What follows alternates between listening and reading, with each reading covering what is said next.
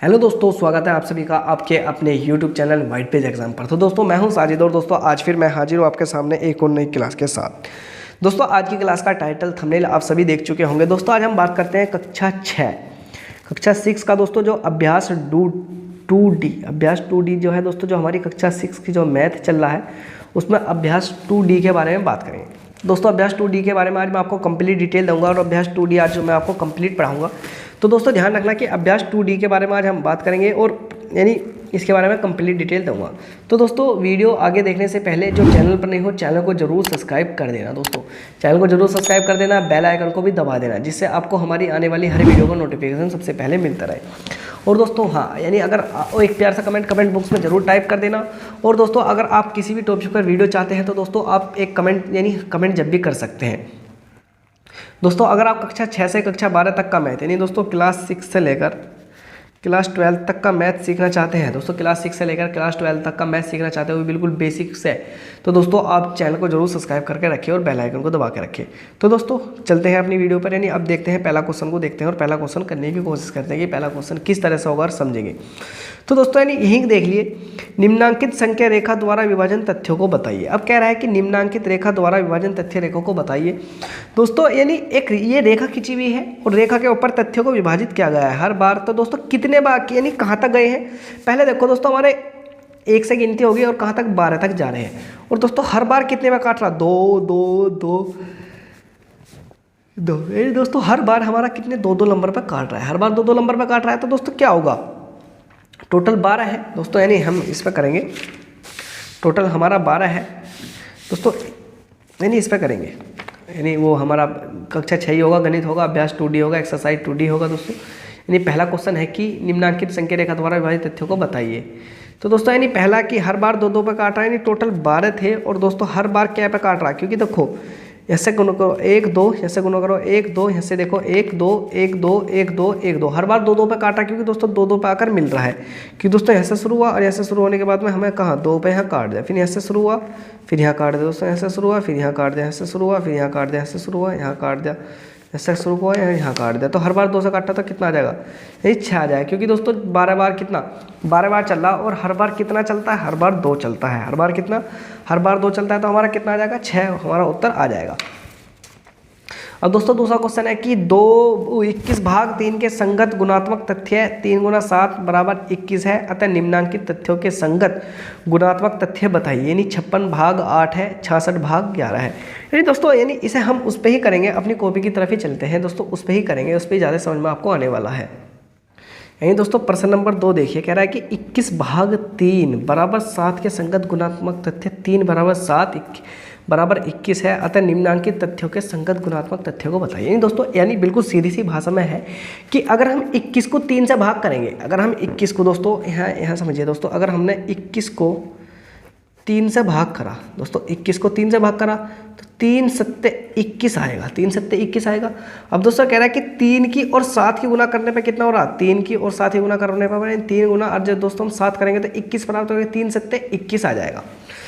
यानी दोस्तों उसने कही थी कि अगर हमने 21 को भाग 3 से दिया है तो हमें 7 प्राप्त हो रहा है, और 3 7 कितना हुआ, 3 7 21 हो रहा है, 3 7 21 हो रहा है। तो हमें सवाल में दे रखा है उसने, लेकिन वो कह रहा है आगे, कह रहा है कि 56 को भाग अगर 8 से देंगे, अगर 56 को भाग हमने 8 से दिया, 56 को भाग दोस्तों हमने 8 से दिया तो 8 7 56 और 8, यानी अब क्या रखे हैं इधर, क्या रखे हैं जो हमारा बराबर जब है। तो दोस्तों हम अगर 8 में यानी 7 8 56, तो दोस्तों 7 बार तो वैसा है और 8 से भाग दे तो कितना आ जाएगा 56, यानी 7 × 8 रखना पड़ेगा हमें दोस्तों। अगर हम इधर की बात करें 7 × 8 रखना पड़ेगा दोस्तों। अगर दोस्तों 11 की भाग हमने 66 का भाग 11 से दिया, क्योंकि दोस्तों अगर हमने 66 का में भाग 11 से दिया है, 11 × 66, 11 × 66 तो 6 आया है, और 6 × 11 और 11 × 66, यानी हमारा वही उत्तर आ जाएगा, यानी जो हमारा संख्या थी। यानी दोस्तों अगर हम जो हमारा भाजक होता है और दोस्तों जो हमारा भागफल होता है, अगर दोस्तों हम भाजक और यानी जो हमारा भाज्य होता है, जो हमारा भागफल होता है, अगर हम इनके आपस में गुना करेंगे तो हमें क्या हो जाएगा, यानी भागफल हमें भाज्य में प्राप्त हो जाएगा। अगर हम भाजक की और भागफल की अगर हम गुना करते हैं तो हमें क्या भाजक प्राप्त हो जाएगा, यानी हमें वही संख्या प्राप्त हो जाएगी। बस वही कह रहा था जो आया, यानी 11 × 66 करेंगे और 8 7 56 हमारा वो उत्तर आ जाएगा।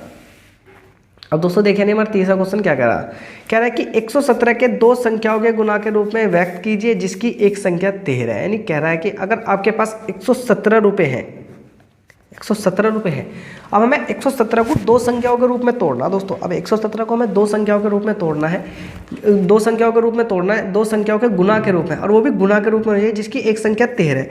अब हम यहाँ एक तो 13 होगी, अब यहाँ क्या रखा जाए दोस्तों, जो हमारा उत्तर आ जाए, यहाँ क्या रखा जाए तो दोस्तों यानी सीधा सा तरीका, आप इससे भाग कर ले, यानी 117 को इधर भाग दे दीजिए। अब भाग देंगे तो कैसे क्या आ जाएगा, 13 से कटेंगे, 13 निम्मा 117, तो दोस्तों क्या बार कटेगा, 9 बार। तो दोस्तों x बराबर कितना आ जाएगा हमारा, 9 आ जाएगा। यानी अगर हम 13 गुना 9 करेंगे तो 13 निम्मा कितना हो जाएगा, 117 हो जाएगा। दोस्तों सीधी सी बात है कि हम 117 इधर रख रहे हैं और हमें इधर भी 117 बनाने के लिए क्या करना पड़ेगा, तो हमें एक संख्या तो 13 दे रखी है, दूसरी संख्या हम क्या रखें जो इधर भी 17 बन जा, तो क्या रखा जाए, हम सीधी सी बात है कि हम 13 यहाँ 9 रख सकते हैं, क्योंकि 13 निम्मा 117, 13 निम्मा 117 ही हमारा आ जाएगा। तो हम यानी 13 यानी 9 यहाँ रख सकते हैं, यहाँ हम 9 रख सकते हैं। अब दोस्तों चलते हैं नहीं हम अगले क्वेश्चन की तरफ कि वो क्या कह रहा है उसे देखते हैं। हमारा जो चौथे नंबर का क्वेश्चन है, कह रहा है कि क्या ऐसी कोई पूर्ण संख्या संभव है जिसको स्वयं से विभाजित करने पर वह संख्या प्राप्त हो।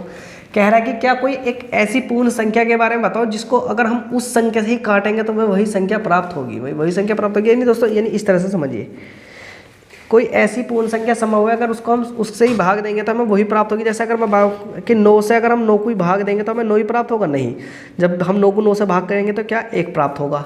अगर दोस्तों हम किसी भी संख्या को 25 को अगर दोस्तों हम 25 से भाग देंगे तो क्या 1 प्राप्त होगा, 1 ही प्राप्त होगी, 25 से 25 कट जाएगा, 9 से 9 कट जाएगा।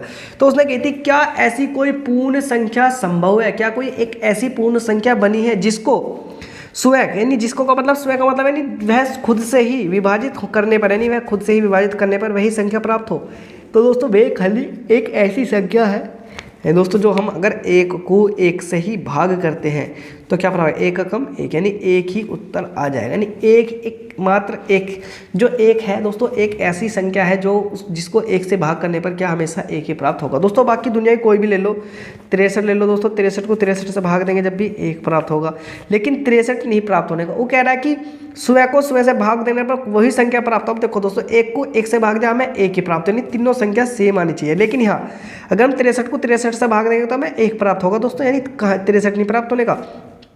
9 को अगर दोस्तों हम 9 से भाग दे रहे हैं तो हमें क्या 9 ही प्राप्त हो रहा है, 1 प्राप्त नहीं होने का। दोस्तों ध्यान रखना वह संख्या पूछा कि वह संख्या जो स्वयं से भाग देने पर यानी खुद ही वही संख्या प्राप्त हो। तो दोस्तों एकमात्र एक ही ऐसी संख्या है जो स्वयं से भाग देने पर यानी वह खुद ही वो संख्या प्राप्त हो जाएगी। अब देखिए अगला क्वेश्चन देखिए, क्या दो विभिन्न शून्यंतर पूर्ण संख्याओं के लिए पहली संख्या, यानी अगर हमने दो पूर्ण संख्या मान ली दोस्तों, दो पूर्ण संख्या कोई भी मान लीजिए, जैसे दो पूर्ण संख्या मान लीजिए दोस्तों 3 और दोस्तों 2 और 4 मान लीजिए दोस्तों, 2 4 पूर्ण संख्या, क्योंकि दोस्तों जो संख्या 0 से प्रारंभ होती है और अनंत तक जाती है पूर्ण संख्या कहलाती है, सीधी सी बात है। वो कह रहा था कि क्या दो विभिन्न शून्यंतर पूर्ण संख्याओं के लिए पहली संख्या को दूसरी संख्या से विभाजित करने पर, यानी जो पहली संख्या है उसको दूसरी संख्या से विभाजित करने पर, तो दोस्तों अगर हम 2 को 4 से विभाजित करें, विभाजित का मतलब होता है दोस्तों काटा या भाग देना। तो दोस्तों हम यानी ऐसा तो जानेगा नहीं, तो हम यहाँ 1 पॉइंट लगा के 0 ताल लेंगे, 4 पंजे 20 यानी 0.5 चला जाएगा। अब दूसरी देखिए, दूसरी संख्या से विभाजित करने पर तथा दूसरी संख्या को पहली से, अब जो दूसरी संख्या है उसको पहली संख्या से विभाजित करने पर, अब ऐसा काटेंगे तो 2 दूनी 4 यानी 2 बार आ गया, यानी पहली संख्या को दूसरी संख्या से विभाजित करने पर और दूसरी संख्या को पहली संख्या से विभाजित करने पर समान भागफल प्राप्त होता है। अब देखिए समान भागफल प्राप्त हो रहा है दोस्तों, तो 5 आ रहा है, यहाँ क्या आ रहा है, यहाँ 2 आ रहा है, लेकिन समान तो भाग नहीं हो रहा, लेकिन इसका उत्तर क्या आ जाएगा, नहीं आ जाएगा। दोस्तों अब एक तरीके से और समझिए, पहली संख्या को दूसरी संख्या से भाग देना, तो दोस्तों पहली संख्या को दूसरी संख्या से भाग देना, आपको भाग के सवाल तो सबको याद होंगे। अब दोस्तों 2 को कैसे भाग दे देंगे 4 से, अब मुझे बताइए कि 2 को 4 से भाग दे देंगे, जब ऐसी कंडीशन में 2 को 4 से नहीं भाग जा सकता तो हमेशा यहाँ आप एक पॉइंट तारिए, पॉइंट तार कर एक 0 लगाइए, एक शून्य तालिए, यहाँ पॉइंट तारिए, यहाँ शून्य ताल लीजिए। अब 4 पंजे 20, 4 पंजे 20 यानी पॉइंट कितना आ गया, 0.5 हमारा उत्तर आ गया, 0.5 उत्तर आ गया। अब कह रहा है कि जो पहली संख्या को इसने कही थी कि दो विभिन्न शून्यंतर संख्याओं के लिए पहली संख्या को दूसरी संख्या से, जो पहली संख्या है उसको तो दूसरी संख्या से विभाजित करने पर था, दूसरी संख्या को पहली संख्या से और दूसरी संख्या को पहली संख्या से विभाजित करने पर समान भागफल प्राप्त होता है, समान भागफल प्राप्त होता है। अब देखिए दूसरी संख्या, अब दूसरी संख्या हमारी ये थी, अब यानी पहली संख्या तो हमने 2 मान रखी, दूसरी संख्या क्या मान रखी हमने 4 मान रखी। अब दूसरी को पहले से भाग देंगे, तो अब 4 को कैसे भाग देंगे दोस्तों, 4 को 2 से देंगे तो 2 दूनी 4, 2 दूनी 4।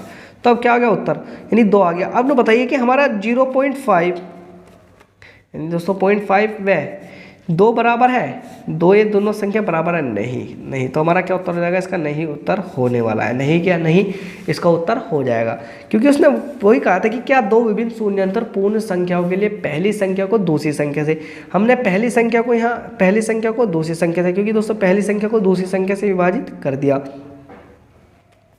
फिर दूसरी संख्या को पहली संख्या से विभाजित करा। अब एक का तारा दोस्तों हमारा 0.5, एक को तारा 0.5 और एक का तारा 2, क्या दोनों समान है, नहीं, तो हमारा क्या हो जाएगा, नहीं इसका उत्तर हो जाएगा, नहीं हमारा इसका उत्तर हो जाएगा। अब दोस्तों कुछ क्वेश्चन और देखिए जो कि आपके लिए इंपॉर्टेंट है दोस्तों, यहाँ देख लिए क्वेश्चन, यानी इस वाली बुक पे करा देंगे इन दोस्तों। वैसे तो ये क्वेश्चन है कि पहला और दूसरा दे रखा, मैं आपको करा दूँ जब भी इंपॉर्टेंट है, मुझे लग रहा है कि दोस्तों करने चाहिए।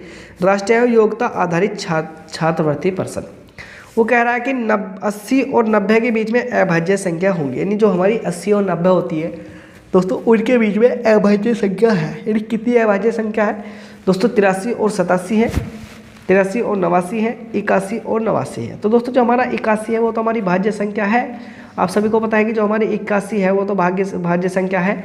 हमारा बचा 83 और 89, 83 और 89 बचा दोस्तों। अब हमें पता करना है कि 83 और 89 में कौन सी भाज्य संख्या है और कौन सी नहीं है।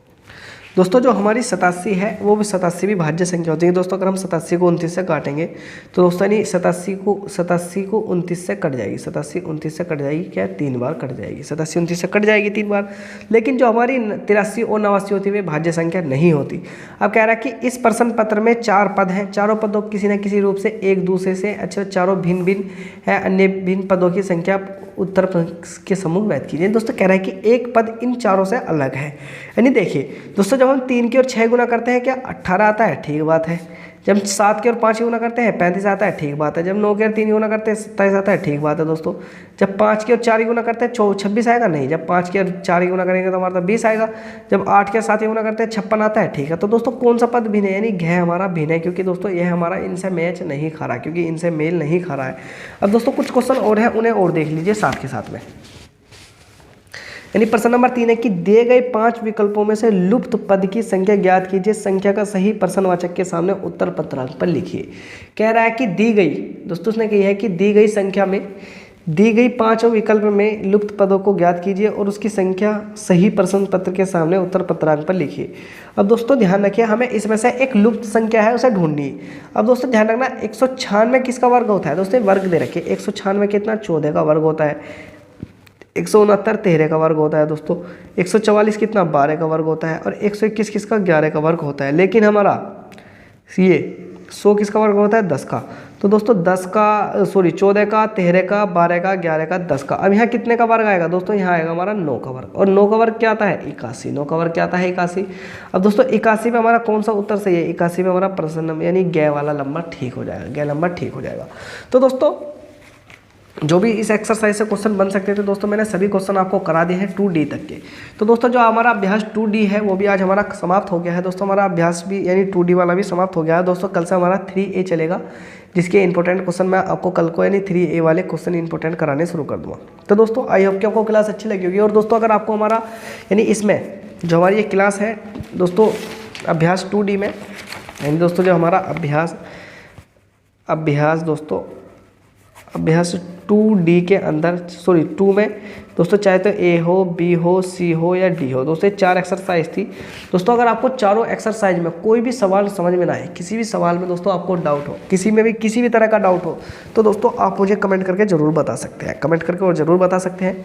तो दोस्तों मैं यानी उस सवाल को दोबारा से आपको समझाने की पूरी कोशिश करूँगा। और दोस्तों अगर आप कक्षा 6 से लेकर और दोस्तों कक्षा 12 तक का, कक्षा 6 से लेकर कक्षा 12 तक का मैथ पढ़ना चाहते हैं, कक्षा 6 से लेकर 12 तक का मैथ पढ़ना चाहते हैं तो दोस्तों आप चैनल को जरूर सब्सक्राइब करके रखें। क्योंकि दोस्तों उस पर हमने जो कक्षा 6 से लेकर कक्षा 12 तक का मैथ बहुत ही आसान तरीके से और दोस्तों बहुत ही इजीली टॉपिक बनाकर मैंने समझा रखा है दोस्तों। क्योंकि हमारी हर सब्जेक्ट ये जो हमारा मैथ है, हर क्लास के मैथ की क्लास ऑलरेडी चल रही है। तो दोस्तों आप किसी भी मैथ की क्लास देख सकते हैं। तो दोस्तों अगर अभी आप सभी क्लास देखना चाहते हैं तो दोस्तों यानी जो हमारा ये वीडियो है इस वीडियो के डिस्क्रिप्शन में जाकर वे सभी आप क्लास देख सकते हैं, क्योंकि दोस्तों वे क्लास आपके लिए इंपॉर्टेंट हो सकती है। तो दोस्तों यानी और जो हमारी वीडियो है दोस्तों अपने दोस्तों तक जरूर शेयर करते रहे। और दोस्तों हमारे चैनल को सब्सक्राइब करके रखें, बेल आइकन को दबा के रखें, जिससे आपको हमारी आने वाली हर वीडियो का नोटिफिकेशन सबसे पहले मिलता रहे।